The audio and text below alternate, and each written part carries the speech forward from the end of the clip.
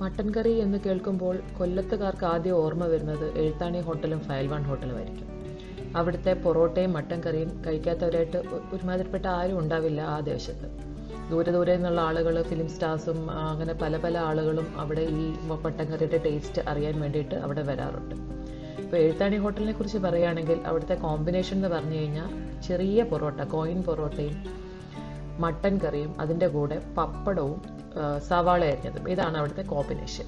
അപ്പം ഈ hotel style mutton കറി എങ്ങനെയാണ് ഉണ്ടാക്കുന്നതെന്ന് നമുക്കിന്ന് നോക്കാം. എഴുത്താണി ഹോട്ടലിലെ മറ്റൊരു പ്രത്യേകതയാണ് അവിടുത്തെ വെട്ടുകേക്ക്. ദിവസവും 1000-2000 ഒക്കെ കേക്ക് വിറ്റ് പോകുമ്പോൾ തന്നെ ഊഹിക്കാമല്ലോ അതിൻ്റെ രുചിയും അതിൻ്റെ പ്രാധാന്യം എന്തായിരിക്കും എന്നുള്ളത്. ആ കേക്കിൻ്റെ റെസിപ്പിയും ഞാൻ ലിങ്ക് താഴെ ഡിസ്ക്രിപ്ഷൻ ബോക്സിൽ കൊടുത്തിട്ടുണ്ട്. എല്ലാവരും ഉണ്ടാക്കി നോക്കണം.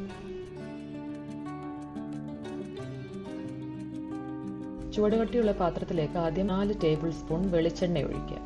വെളിച്ചെണ്ണ ചൂടായി വരുമ്പോൾ അതിലേക്ക് ചതച്ച് വെച്ചിരിക്കുന്ന ഇഞ്ചി 2 ടീസ്പൂൺ, ഒന്ന് ചെറുതായിട്ട് ചതച്ചാൽ മാത്രം മതി, അങ്ങ് പേസ്റ്റ് പോലെ ആക്കുമൊന്നും വേണ്ട. അതിൻ്റെ കൂടെ തന്നെ ചതച്ച് വെച്ചിരിക്കുന്ന വെളുത്തുള്ളി അത് 2 ടീസ്പൂൺ എടുത്ത് വെക്കണം. എന്നിട്ട് 1 ടീസ്പൂൺ ഇപ്പം ചേർക്കുക, 1 ടീസ്പൂൺ നമ്മൾ ലാസ്റ്റിലാണ് ചേർക്കുന്നത്. എന്നിട്ട് ഇതൊന്ന് വഴറ്റിയെടുക്കുക. വഴറ്റി ഇതൊന്ന് നിറം മാറി ഒന്ന് ചുമന്ന് വരുമ്പോഴത്തേക്കും അതിനകത്ത് നമ്മൾ 250 ഗ്രാം ചെറിയ ഉള്ളി ഈ പറഞ്ഞ പോലെ തന്നെ ജസ്റ്റ് ഒന്ന് ചതച്ചാൽ മതി. ആ ഇതളുകളൊക്കെ ഒന്ന് വെട്ടുന്ന പോലെ മാത്രം ഒന്ന് ചതച്ചാൽ മതി, ഒരുപാട് ചതയ്ക്കൊന്നും വേണ്ട. ചെറിയ ഉള്ളി ചതച്ചും കൂടെ ചേർത്ത് 1 നുള്ളുപ്പും കൂടെ ചേർത്ത് വഴറ്റിയെടുക്കാം. ഇതിൻ്റെ കൂടെ തന്നെ നമ്മൾ കുറച്ച് കറിവേപ്പിലയും എരിവിന് ആവശ്യമുള്ള പച്ചമുളകും കൂടെ ചേർക്കാം. എൻ്റെ കയ്യിൽ എരിവുള്ള പച്ചമുളകാണ്, അതുകൊണ്ട് ഞാൻ 3 പച്ചമുളക് ചേർക്കുന്നുള്ളൂ. കാരണം നമ്മൾ മുളക് പൊടി പിന്നീട് ചേർക്കുന്നുണ്ട്. അപ്പോൾ ഈ ചെറിയ ഉള്ളി ഒന്ന് വഴണ്ട് വരാം, ബ്രൗൺ പോലെ ആവുമൊന്നും വേണ്ട, ജസ്റ്റ് ആ പിങ്ക് നിറമൊന്ന് മാറി ആ വെളുത്ത കളർ വരുന്നിടം വരെ ഒന്ന് വഴറ്റിയാൽ മതി. ആ വഴണ്ട് വരുമ്പോൾ അതിലേക്ക് മഞ്ഞൾപ്പൊടി 1/4 ടീസ്പൂൺ മഞ്ഞൾപ്പൊടി ചേർക്കുക, 2 ടേബിൾ സ്പൂൺ മല്ലിപ്പൊടി ചേർക്കുക. എന്നിട്ട് ഈ മല്ലിപ്പൊടി മഞ്ഞൾപ്പൊടിയും കൂടെ ഒന്ന് വഴറ്റിയെടുക്കുക. അതിനൊരു പച്ചമണമൊക്കെ മാറി ഒന്ന് മൂത്ത് വരുന്നിടം വരെ ഒരു 30-40 സെക്കൻഡോളം മതിയാവും അതിന് വേണ്ടിയിട്ട്.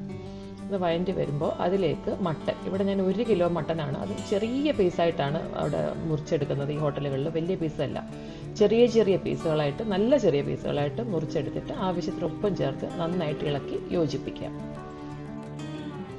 ഇനി നമ്മൾ ചേർക്കുന്നത് 1/2 ടേബിൾ സ്പൂൺ കുരുമുളക് പൊടി, 1/2 ടേബിൾ സ്പൂൺ ഗരം മസാലപ്പൊടി. ഇതും നന്നായിട്ടൊന്ന് ഇളക്കി യോജിപ്പിക്കാം. യോജിപ്പിച്ചതിന് ശേഷം പിന്നെ നമ്മൾ ഒഴിക്കുന്നത് ഇത് വേകാൻ ആവശ്യമുള്ള വെള്ളമാണ്. ഇത് നമ്മൾ പ്രഷർ കുക്കറിലല്ല തയ്യാറാക്കുന്നത്, അല്ലാതെ തന്നെ വേവിച്ചെടുക്കുകയാണ്. അതുകൊണ്ട് ഒരു 1.5 മുതൽ 2 ലിറ്റർ വരെ വെള്ളം എന്തായാലും ആവശ്യം വരും. പേടിക്കണ്ട, ഇത് വെന്ത് വന്ന് കഴിയുമ്പോഴത്തേക്കും ആ വെള്ളത്തിൻ്റെ അളവൊക്കെ നല്ല കറക്റ്റായിരിക്കും.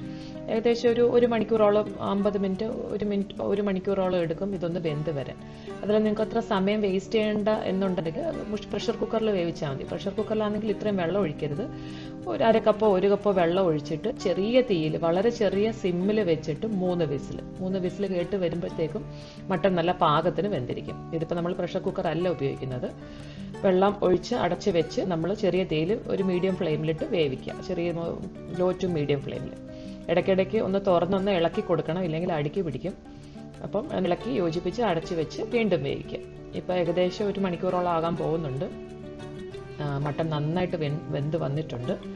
നിങ്ങൾക്ക് വീഡിയോയിൽ കാണാം, നല്ല പരുവത്തിന് വെന്ത് ചായൻ്റെ ഗ്രേവിയൊക്കെ നല്ല കറക്റ്റായി വന്നിട്ടുണ്ട്. ഈ കറിയുടെ പ്രധാനപ്പെട്ട സ്റ്റെപ്പ് എന്ന് പറയുന്നത് മുളക് പൊടി ചേർക്കുന്ന രീതിയാണ്. അതിനായിട്ട് ഒരു ചീനച്ചട്ടിയിലേക്ക് വെളിച്ചെണ്ണ ഒഴിക്കുക. കുറച്ച് കൂടുതൽ വെളിച്ചെണ്ണ വേണം. ഹോട്ടലിലൊക്കെ അവർ കൂടുതൽ വെളിച്ചെണ്ണ ചേർക്കും. നമ്മൾ വീട്ടിലുണ്ടാക്കുമ്പോൾ വേണമെങ്കിൽ കുറച്ച് വെളിച്ചെണ്ണ കുറയ്ക്കാം. ആ ചൂടായ വെളിച്ചെണ്ണയിലേക്ക് നമ്മൾ ആദ്യം മാറ്റി വെച്ചിരിക്കുന്ന 1 ടീസ്പൂൺ ചതച്ച വെളുത്തുള്ളി ചേർക്കുക, കുറച്ച് കറിവേപ്പില ചേർക്കുക. എന്നിട്ട് ആ വെളുത്തുള്ളി ഒന്ന് മൂത്ത് വരുന്നിടം വരെ ഒന്ന് വഴറ്റുക. ഒന്ന് നിറം മാറി വന്നാൽ മതി, അങ്ങ് ബ്രൗൺ കളറൊന്നും ആവണ്ട. അതിലേക്ക് ഇനി നമ്മൾ ചേർക്കാൻ പോകുന്ന മുളക് പൊടിയാണ്. ഞാനിവിടെ പിരിയമുളക്, കാശ്മീരി ചില്ലിയുടെ പൊടിയാണ് എടുത്തിരിക്കുന്നത്. ഒരു 3 ടേബിൾ സ്പൂൺ മുളക് പൊടി ഞാനിവിടെ എടുത്തിട്ടുണ്ട്. നിങ്ങൾക്ക് എരിവിനനുസരിച്ച് കൂട്ടോ കുറയ്ക്കുകയോ ചെയ്യാം. ഈ മുളക് പൊടിയാകുമ്പോൾ നല്ല നിറവും കിട്ടും കറിക്ക്. അതാണ് ഈ കാശ്മീരി ചില്ലിയുടെ ഒരു ഗുണം. തീ വേഗം ഓഫ് ചെയ്തേക്കണം, അല്ലെങ്കിൽ മുളക് പൊടി കരിഞ്ഞു പോവും. അപ്പോൾ ആ എണ്ണ ചൂടായത് കൊണ്ട് ആ എണ്ണയുടെ ചൂടിൽ തന്നെ അത് നന്നായി മൂത്ത് വന്നോളും. എന്നിട്ട് ഈ മുളക് പൊടിയാണ് നമ്മൾ കറിയിലേക്ക് ചേർക്കുന്നത്. എന്നിട്ട് ഈ മൂപ്പിച്ച് വെച്ചിരിക്കുന്ന വെളുത്തുള്ളിയും മുളക് പൊടിയും കൂടെ ചേർത്ത മിശ്രിതം നമ്മൾ വേവിച്ച് വെച്ചിരിക്കുന്ന മട്ടൻ കറിയിലേക്ക് ചേർക്കുക. അതിൽ നിന്ന് കുറച്ച് ചാറെടുത്ത് നമ്മുടെ ആ ചീനിച്ചട്ടിയിലുള്ള എല്ലാ പൊടിയും അങ്ങോട്ട് നമ്മൾ തിരിച്ച് ഒഴിച്ചെടുക്കണം. എന്നിട്ട് ഇത് നന്നായിട്ട് ഇളക്കി യോജിപ്പിക്കുക. ഇതിലേക്ക് ഇനിയും 1-2 സാധനം ചേർക്കാനുണ്ട്, ഞാൻ പറയാം. മുളക് പൊടി ചേർത്തതിന് ശേഷം നന്നായിട്ട് ഇളക്കി യോജിപ്പിച്ച് ചെറിയ തീയിൽ അതൊന്ന് വേവാൻ വെക്കുക. കാരണം ഈ മുളക് പൊടി ആ കഷ്ണങ്ങളിലേക്കൊക്കെ ഒന്ന് പിടിക്കാൻ വേണ്ടിയിട്ട്. ഇനി നമ്മൾ ചേർക്കുന്നത് പുതിനയിലയാണ്. ഒരുപാട് പുതിനയില ചേർക്കരുത്, കാരണം പുതിനയുടെ ടേസ്റ്റ് മുമ്പോട്ട് നിൽക്കും. കാരണം 1 കിലോ മട്ടനല്ലേ ഉള്ളൂ, ഒരു 2 തണ്ട് അല്ലെങ്കിൽ 3 തണ്ടിൻ്റെ ഇല മാത്രം മതിയാവും പുതിനയിലയിൽ. ഈ പുതിനയിലയും ചേർത്ത് നന്നായിട്ട് ഇളക്കി യോജിപ്പിച്ച് ചെറിയ തീയിൽ വെച്ച് ഒരു 5-10 മിനിറ്റ് ഈ മട്ടൻ കറി ഒന്നും കൂടെ ഒന്ന് വേവിച്ചെടുക്കുക. നിങ്ങൾക്ക് ചാറ് കുറുകിയെന്ന് തോന്നുകയാണെങ്കിൽ വേണേൽ കുറച്ച് വെള്ളം കൂടെ നിങ്ങൾക്ക് ചേർക്കാം. ഈ ഒരു അവസരത്തിൽ എല്ലാം ചാറ് വന്ന് എല്ലാം കുറുകി എല്ലാം കഴിയുമ്പോൾ ലാസ്റ്റിൽ കുറച്ച് വെളിച്ചെണ്ണ അതിൻ്റെ മുകളിൽ കൂടെ ഒന്ന് ഒഴിക്കുക. നമ്മുടെ ഹോട്ടൽ സ്റ്റൈൽ മട്ടൻ കറി റെഡി ആയിട്ടുണ്ട്. എനിക്കറിയാം ഇത് കാണുമ്പോൾ എല്ലാവർക്കും ഇപ്പോൾ പൊറോട്ടയും പുട്ടും അപ്പവും ചോറും അങ്ങനെ പല പല കാര്യങ്ങൾ മനസ്സിൽ വരുന്നുണ്ടാവും. എന്തായാലും ഒരു പ്രത്യേക ടേസ്റ്റുള്ള ഈ മട്ടൻ കറി എല്ലാവരും ഉണ്ടാക്കി നോക്കണം.